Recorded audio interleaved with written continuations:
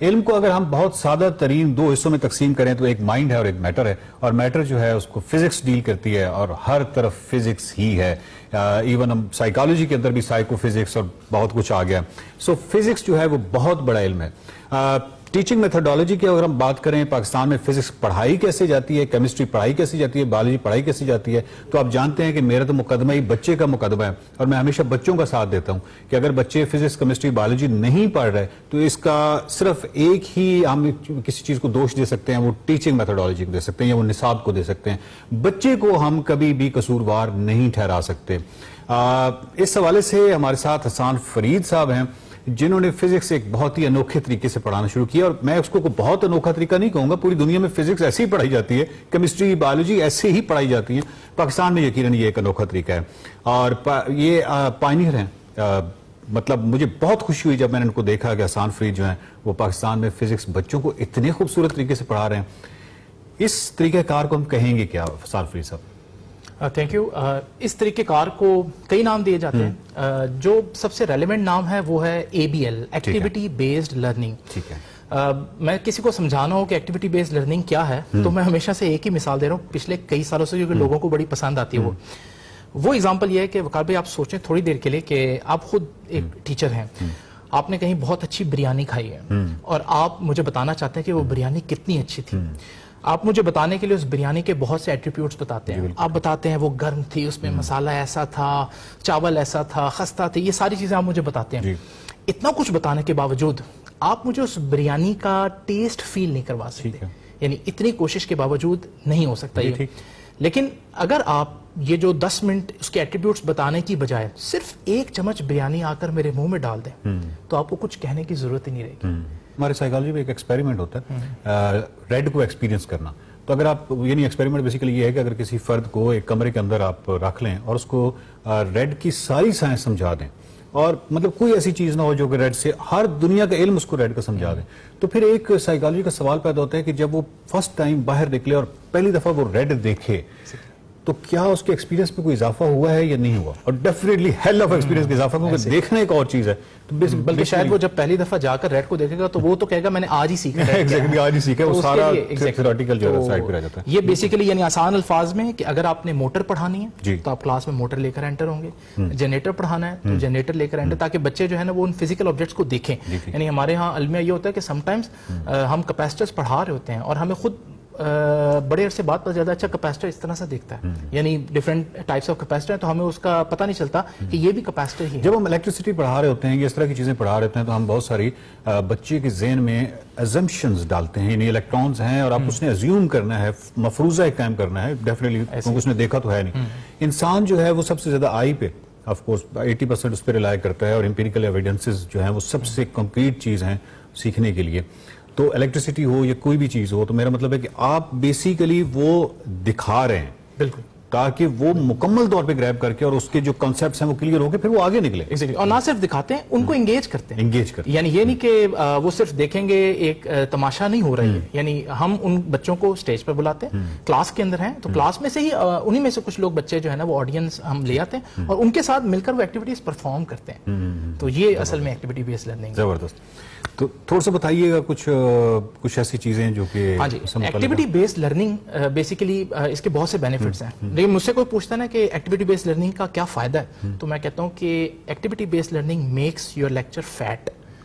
موٹا کرتی ہے؟ نہیں, موٹا نہیں کرتی. یہ FAT فیٹ ہے. اچھا. اس میں ہر لفظ کا اپنا مطلب ہے. F means like find. یعنی ہاں جی, through ABL technique students and kids can find relevant examples in their surroundings, in their kitchen, in their bedroom. تو جب ان کو وہ چیزیں ان کے گھر میں نظر آتی ہیں تو وہ تب انہیں پتہ چلتا ہے کہ یار سائنس کوئی ایسی چیز نہیں جو خلا میں ہے, وہ تو ہر جگہ موجود ہے. یعنی ویکٹر اسکیلر آپ نے پڑھانے ہیں تو یہ ایف جو ہے فائنڈ, کوئی بھی چیز بڑی آسانی کے ساتھ آپ بچوں کوئی بھی چیز, اور وہ ہو سکتا ہے وہ آپ کو ایسا لگے کہ یار یہ تو گھر میں ہو ہی نہیں سکتا پرنسپل, لیکن وہ موجود ہوتی ہیں. مثال کے طور پر ہمارے یہاں پر ایک کانسیپٹ ہے کہ جو آواز ہے وہ شرل یا گریو ہوتی ہے. یعنی کچھ آوازیں بھاری ہوتی ہیں جیسے مردوں کی ہیں, کچھ آوازیں باریک ہوتی ہیں جیسے بچوں کی ہیں. تو اس کا تعلق بہت سے فیکٹرز کے ساتھ ہے. ایک اس میں بڑا امپورٹنٹ فیکٹر ہے اور وہ ہے کہ وائبریٹ کرتی ہوئی باڈی کی لینتھ کیا ہے. یعنی مثال دیتا ہوں میں آپ کو. فار ایگزامپل یہ میرے پاس زائلو فون ہے, تو آپ دیکھتے ہیں کہ اس میں ہمارے پاس ڈفرینٹ قسم کی لینس جو ہے نا وہ اسٹرنگس کی موجود ہیں پلیٹس کی. تو آپ دیکھ رہے ہیں کہ یہاں پر لینس زیادہ ہے. جی ٹھیک. تو جب میں اس کو یہاں پر آپ کے سامنے بتاتا ہوں تو آپ دیکھتے ہیں کہ اس کی آواز کافی بھاری ہے.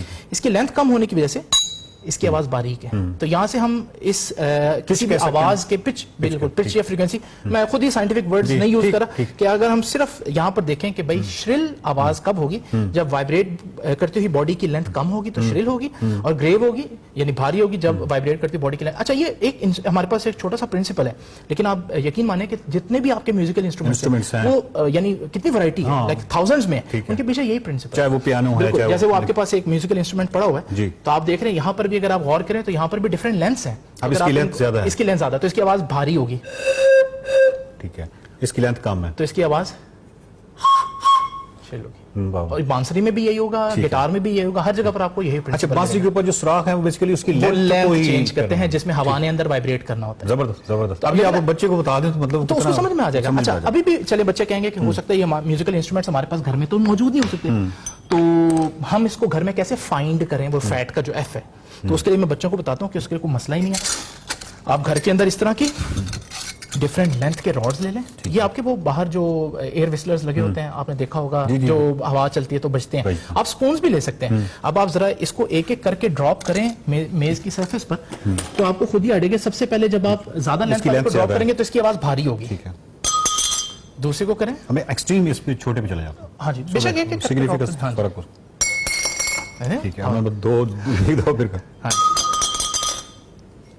یہ کچن میں مل سکتا ہے بھائی, بالکل آرام سے. تو یہ جو فریکوینسی کا لینتھ کے ساتھ ریلیشن ہے, یہ کوئی ایسا نہیں کہ کسی سائنٹسٹ کو اچانک سے پتہ چل گیا. یہ ڈیلی لائف میں ہونے والی چیزیں ہیں. ہر وقت چیزیں گرتی ہیں, ہر وقت وہ ڈفرینٹ ساؤنڈ پروڈیوس کرتی ہیں, تو ہمیں ہر وقت دھیان. اچھا یہ بھی دیکھیے نا آسان بھائی کہ جو آپ جب بک میں جاتے ہیں یا بچوں کو پڑھاتے ہیں کہ یہ پچ ہے, یہ فریکوینسی ہے, یہ وہ ہے, اور ایک گرافس دیے ہوئے ہیں, لیکن اگین وہ چیز ایگزیکٹلی جو آئیڈیا ہے اس کے پیچھے, وہ اگر اس کو بتا دیا جائے تو وہ بچے کا کریٹو ذہن ہے, ہو سکتا ہے اس میں سے کوئی نئی چیز کریٹ کر لیں, کیونکہ اس کا کنسپٹ 100% کلیئر ہوگا. جب آپ کو پرنسپل مکمل طور پر معلوم ہوگا تبھی آپ انوینشنز کر سکتے ہیں. ادروائز آپ کو صرف رٹا لگا ہوا ہے تو انوینشنز نہیں ہو سکتی. آپ ایک قدم آگے نہیں جا سکتے جو آپ کو پڑھایا گیا. مجھے آپ شاگردی میں لے چکے ہیں نا اس وقت, مطلب میں فزکس کو ہمارے خود استاد ہیں. تو یہ ہے فیٹ کا ایف, کہ بچے ارد گرد ڈھونڈیں گے, فائنڈ کریں گے کہ یہ پرنسپل کہاں پر ہے. تو یہ اے بی ایل سے, اے جو ہے وہ امیزڈ ہے.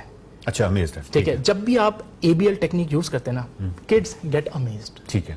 اور ہم کوشش کرتے ہیں کہ ایکٹیویٹیز ہو بھی ایسے کہ بچوں کو کوئی فن ایکٹیویٹی ہو, کیونکہ ہماری کلاس میں آپ کو معلوم ہے, آپ کو معلوم ہے ہماری کلاس میں تو بچوں کا مسکرانا ایک جرم ہے. یعنی وہ اگر اسمائل کر رہے ہو تو ہم تو پکڑ کے ان کی پھینٹی لگا دیتے ہیں. تو ہم چاہتے ہیں کہ ایسا نہ ہو. ایکٹیویٹی بیسڈ لرننگ میں سمجھتا ہوں یہ نا وہ کیسے امیزڈ لفظ استعمال کیا, یہ اس کے لیے آپ نے پھر لفظ کڈ استعمال کیا. وہ کڈ 45 ایئرز کا بھی ہو سکتا ہے. میں بہت خوش ہوں. تو میں آپ کو مثال کے طور پر مطلب مثال کے طور پر ہمارے پاس ایک ایکٹیویٹی ہے, یعنی یہی ساؤنڈ کی بات کرتے ہیں, یعنی ساؤنڈ ہمارے پاس سرفیس پر ڈیپینڈ کرتا ہے. مثال کے طور پر میں اس کو ہٹ کرتا ہوں اور ساؤنڈ ہے, اس کو کرتا ہوں اور ساؤنڈ ہے, تو میں یہاں جتنی چیزوں کو ہٹ کروں گا وہاں ڈفرنٹ ساؤنڈ پروڈیوس ہوگی. تو ساؤنڈ میڈیم پر ڈیپینڈ کرتا ہے, میڈیم کی ڈینسٹی کتنی, اس کا میس کتنا ہے, ٹیکنیکل ٹرمز میں نہیں جانتے. اب یہ بچوں کو ایک ڈیمانسٹریٹ کروایا میں نے آپ کو, but you are not amazed. حالانکہ میں نے آپ کو بتا دیا, but you are not amazed. تو صرف ایکٹیویٹی ہونا کافی نہیں ہے. آپ کو بچپن میں جن چیزوں نے امیز کیا ہوگا وہ آپ کو لانگ لاسٹنگ میموری دیتی ہیں. ٹھیک ہے, جب آپ زندگی میں امیز ہوئے وہ آپ کو ہمیشہ یاد رہتے ہیں. تو یہاں پر بھی ایسے ہی. اب مثال کے طور پر یہی ہمارے پاس ایکٹیویٹی ہم کچھ زیادہ اچھے طریقے سے بھی کر سکتے ہیں کہ بچوں کو ہمیشہ یاد رہے. تو اگر آپ کو معلوم ہے کہ اس وقت میں بول رہا ہوں تو ایئر ہے میرے لنگز میں اور ہر جگہ پر, لیکن اگر میں میڈیم چینج کروں تو یہ بیلون ہے بیسیکلی ہیلیم کا بیلون. ٹھیک ہے, اس میں ہیلیم ہے, تو ہم ہیلیم انہیل کرتے ہیں, یعنی اپنی لنگز میں موجود میڈیم کو چینج کرتے ہیں اور دیکھتے ہیں کہ میڈیم کے چینج ہونے سے کیا ہمارے آواز کی فریکوینسی چینج ہوتی ہے. تو آپ نے اس کو سلولی انہیل کرنا ہے, اچھی کوانٹٹی انہیل کرنی ہے, پھر بعد میں ہم ایکسہیل کریں گے اس کو. تو آپ نے دیکھا کہ میری فریکوینسی چینج ہو گئی ہے. اب یہاں پر بھی میڈیم چینج ہونے سے فریکوینسی ہی چینج ہوئی ہے. ایکسہیل کر لیں تو یہاں پر بھی یہ چینج ہوئی, لیکن یہ چیز بچوں کو ہمیشہ یاد رہے گی کیونکہ اس میں ان کی مسکراہٹ نکلے گی, اس میں وہ انگیج ہوں گے, خوش ہوں گے, اور یہ سارے فیکٹر جو وہ کنٹریبیوٹ کریں گے, اسکول کی جانب بھاگتے ہوئے آئیں گے کہ وہاں پہ اس طرح کی چیزیں ہوتی ہیں. اس طرح کی چیزیں ایف اور اے ہو گیا, فائن اینڈ امیزنگ. یہ جو نیکسٹ ہے ٹی جو ہے وہ ٹی ہے ٹرائی سے. Students اور kids they should try everything at home. وہ جتنی مرضی ویئرڈ کیوں نہ ہو. یعنی مثال کے طور پر یہ آپ دیکھ رہے ہیں یہاں پر ہائٹ کم ہے, یہاں پر ہائٹ زیادہ ہے. ہم نے ہمیشہ کیا سیکھا ہے, کہ چیزیں کہاں سے کہاں جاتی ہیں، نشیب سے فراز سے نشیب کی طرف جاتے ہیں، یعنی ہائی سے لو کی لو طرف کی خود طرف بخود اگر وہ جائیں. بالکل ٹھیک. ٹھیک ہے، تو اگر میں اس آبجیکٹ کو یہاں پر آپ کے سامنے رکھوں تو آپ سوچیں گے کہ یہ اوپر تو نہیں جا سکتا خود آف بخود، کورس گر جائے گا. لیکن یہ جا رہا ہے. اب یہ ایک ایسی ایکٹیویٹی ہے جو شاید آپ لوگ کہیں کہ یار یہ تو بالکل ایک نئی چیز سیکھی، لیکن میں بچوں کو یہی بتاتا ہوں کہ آپ نے نئی چیز نہیں سیکھی، بلکہ یہ ایکچولی میں ہم ہمیشہ سے جانتے تھے. آپ کو یاد ہے یہ ٹوائے؟ جی اور اس ٹوائے کے بارے میں ہم جانتے ہیں کہ جب ہم اس کو یہاں پر نیچے کرتے ہیں تو یہ خود بخود اوپر جاتا ہے. تو بالکل اس کا مطلب یہ چیز بھی ہم پہلے ہی سیکھ چکے ہیں. تو ہم بچوں کو وہ چیزیں یاد دلاتے ہیں جو وہ بھول چکے تھے تاکہ وہ جا کر گھر میں ان کو ٹرائی کریں. تو یہ ہے بیسیکلی فیٹ ایجوکیشن، FAT.